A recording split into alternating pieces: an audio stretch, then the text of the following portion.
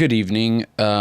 This is a alteration video, sort of two birds with one stone situation. Hopefully my space heater in here isn't too loud because it's very, very cold and I'm trying to change that. But this is a video from day 2390, which was about a year ago, give or take. I was up in the White Mountains for a wedding, and we stayed at the Grand Mountain View Resort in Whitefield. This was a very exciting stay for me because I'm a huge fan of the Grand Hotels of New Hampshire, as that might be evident. I just love the history of them. I love the money involved. I love the industry. I love the way that it built and changed throughout New Hampshire's history, the United States history. I think there's so much fascination in the way travel changed, the way that travel was changed with the invention of the automobile, and no better that specific change with the advent of the automobile. No better evidence of the amount of change and the level of change than what you can find right here in New England and New Hampshire with the beautiful White Mountains, which are one of the more unique geographical mountain ranges in the entire area. Yeah, it's something that I'm very interested in. So what I'm doing tonight is I am watching through this video from, again, a year ago. This is a video that I posted to this channel, the YouTube channel, and I did not post to the Facebook channel because at the time I just wasn't engaged in posting to Facebook. But obviously, as some of you have seen or you heard me speak about a couple of videos ago, I'm kind of re-engaging that channel.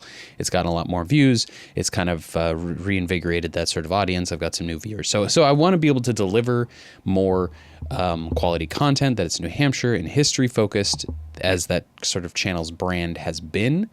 And I'm going back and I'm thinking, man, there's a lot of stuff that I've made that I think the quality is pretty high and I'd like to post on there. So long story short, thank you for sitting through my TED Talk. What I'm going to go through right now is watch this video, and I'm going to make some annotated notes. So, maybe you can consider this sort of like director's commentary, right? And then you can watch to see what I've changed.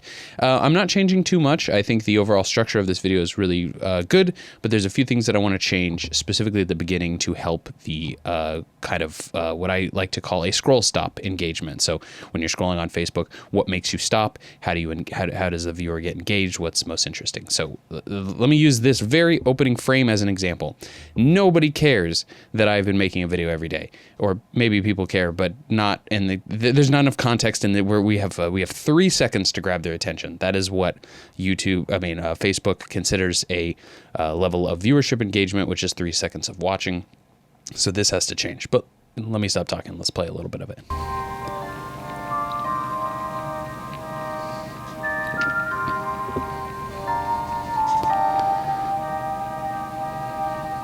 Nestled within the rolling peaks of New... So I just start talking. We are at 12 seconds into the video. So you can see how that has to change. While I love this shot, from an artiste perspective, from a videography perspective, it's just not engaging, doesn't show anything about the topic. It might be grabbing because of the view, and it's gorgeous, and it's photography. But this is going to be much more highly engaging. So I think we're going to start with this shot because it shows the hotel. People recognize it as an image that they're more, recognize. They can kind of see it's in New Hampshire. They're going to relate to it more. So this is probably the image we'll start with. Nestled within the rolling peaks of New Hampshire's White Mountains sits one of the state's most iconic and historic grand hotels, the Mountain View Grand Resort and Spa.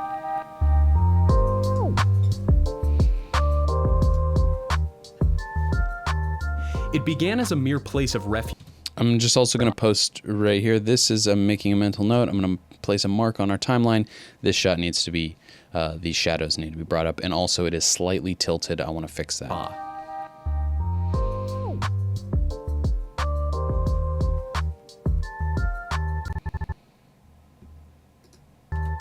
It began as a mere place of refuge in the spring of 1865 when William and Mary Jane Dodge opened their home to desperate travelers whose stagecoach had overturned on Route 3 in Whitefield, New Hampshire. After making their way to the farmhouse through the driving rain, the refugees only intended to stay the night, but the next morning, when the sunlight revealed the majestic 360...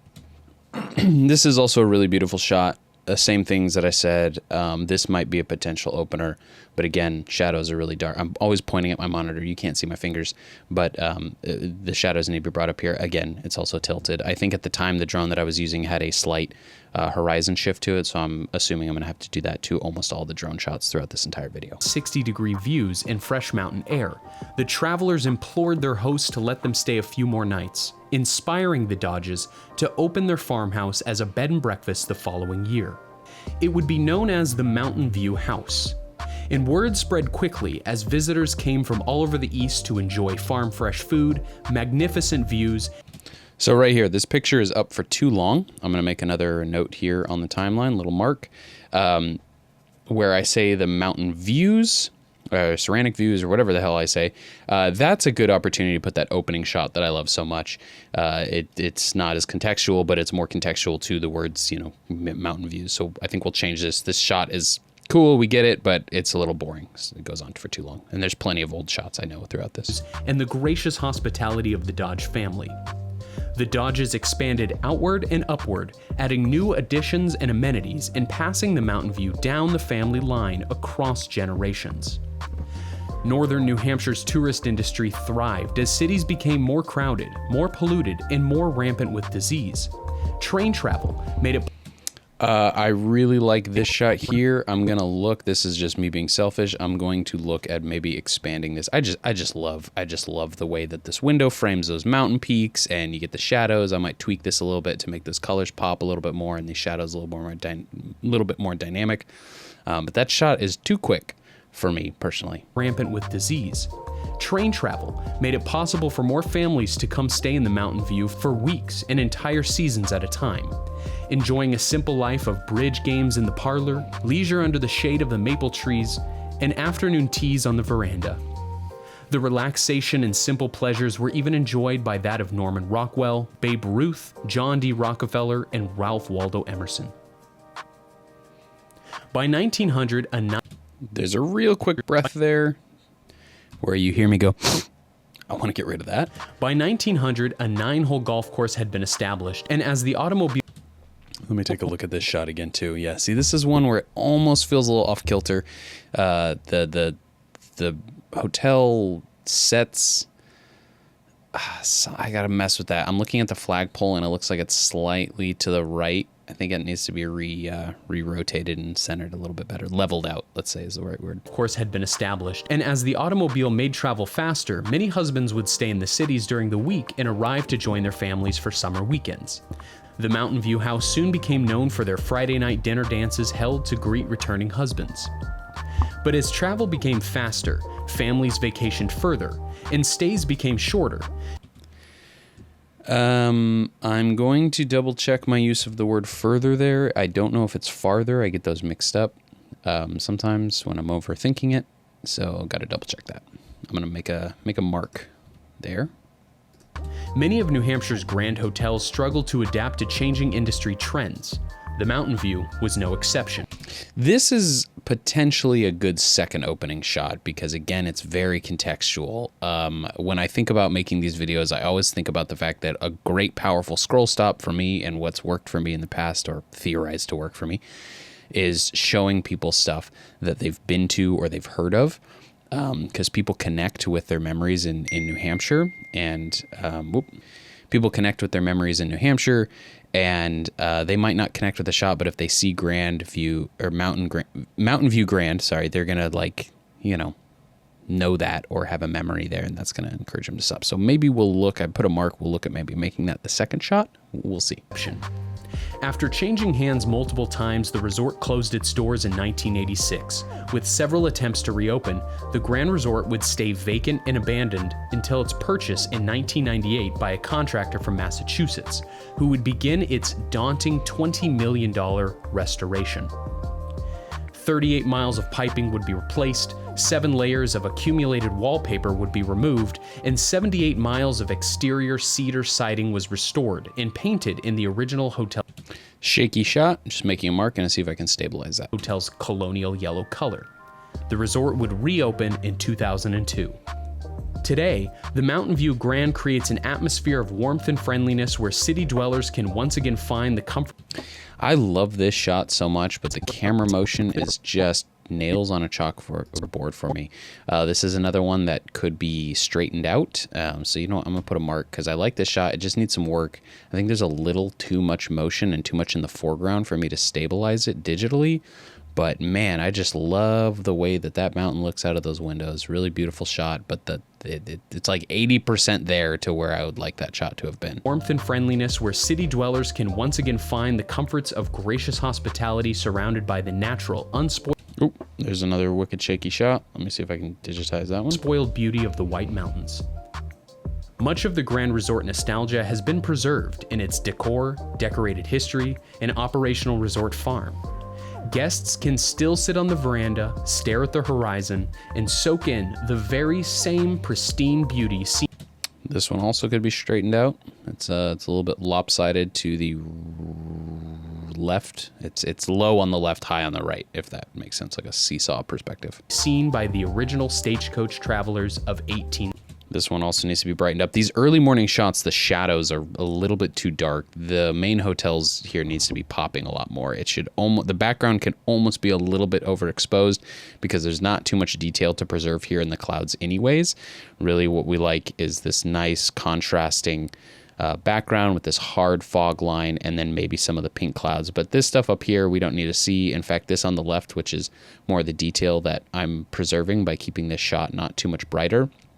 It's only right here. I mean, this whole top line could be almost white and be fine. And that's a happy sacrifice for, I think, the visuals of having this pop a little bit more in the front and be more colorful and bright. I mean, this is our subject. So we want to, that's first and foremost. The background is just nice additionals. 1865.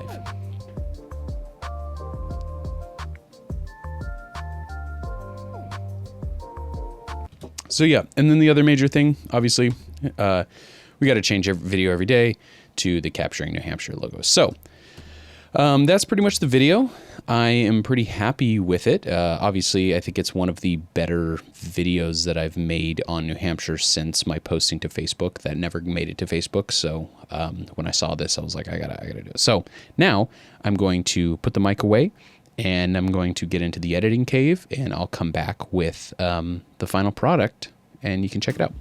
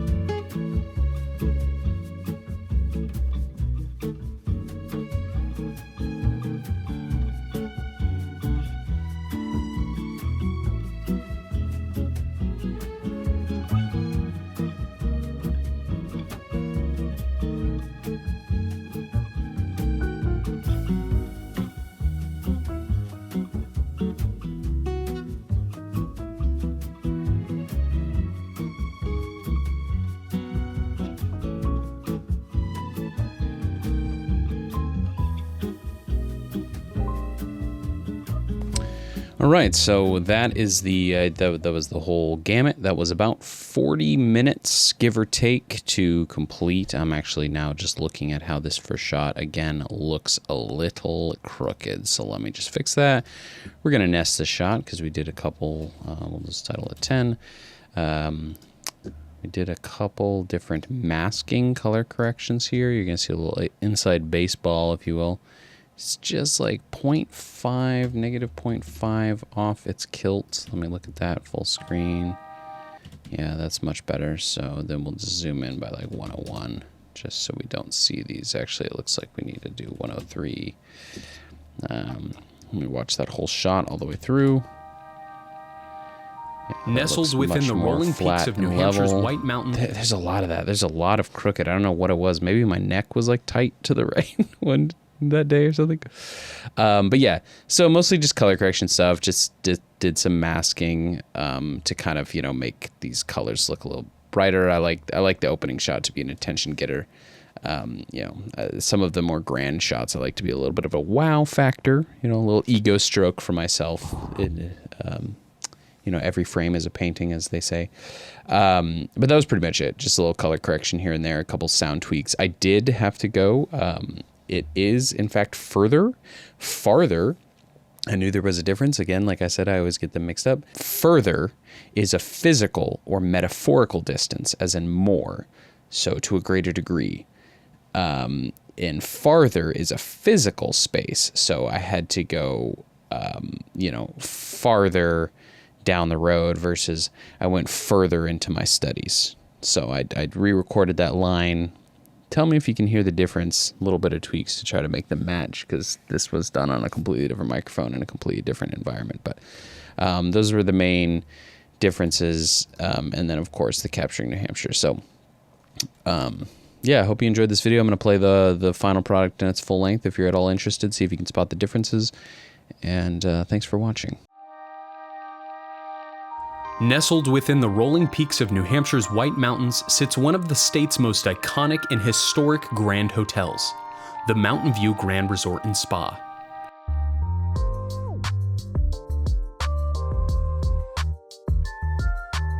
It began as a mere place of refuge in the spring of 1865 when William and Mary Jane Dodge opened their home to desperate travelers whose stagecoach had overturned on Route 3 in Whitefield, New Hampshire. After making their way to the farmhouse through the driving rain, the refugees only intended to stay the night, but the next morning, when the sunlight revealed the majestic 360-degree views in fresh mountain air, the travelers implored their hosts to let them stay a few more nights, inspiring the Dodges to open their farmhouse as a bed and breakfast the following year. It would be known as the Mountain View House. And word spread quickly as visitors came from all over the East to enjoy farm fresh food, magnificent views, and the gracious hospitality of the Dodge family. The Dodges expanded outward and upward, adding new additions and amenities and passing the Mountain View down the family line across generations. Northern New Hampshire's tourist industry thrived as cities became more crowded, more polluted, and more rampant with disease. Train travel made it possible for more families to come stay in the Mountain View for weeks and entire seasons at a time, enjoying a simple life of bridge games in the parlor, leisure under the shade of the maple trees, and afternoon teas on the veranda. The relaxation and simple pleasures were even enjoyed by that of Norman Rockwell, Babe Ruth, John D. Rockefeller, and Ralph Waldo Emerson. By 1900, a 9-hole golf course had been established, and as the automobile made travel faster, many husbands would stay in the cities during the week and arrive to join their families for summer weekends. The Mountain View House soon became known for their Friday night dinner dances held to greet returning husbands. But as travel became faster, families vacationed farther, and stays became shorter, many of New Hampshire's grand hotels struggled to adapt to changing industry trends. The Mountain View was no exception. After changing hands multiple times, the resort closed its doors in 1986. With several attempts to reopen, the Grand Resort would stay vacant and abandoned until its purchase in 1998 by a contractor from Massachusetts, who would begin its daunting $20 million restoration. 38 miles of piping would be replaced, 7 layers of accumulated wallpaper would be removed, and 78 miles of exterior cedar siding was restored and painted in the original hotel's colonial yellow color. The resort would reopen in 2002. Today, the Mountain View Grand creates an atmosphere of warmth and friendliness where city dwellers can once again find the comforts of gracious hospitality surrounded by the natural, unspoiled beauty of the White Mountains. Much of the Grand Resort nostalgia has been preserved in its decor, decorated history, and operational resort farm. Guests can still sit on the veranda, stare at the horizon, and soak in the very same pristine beauty seen by the original stagecoach travelers of 1865.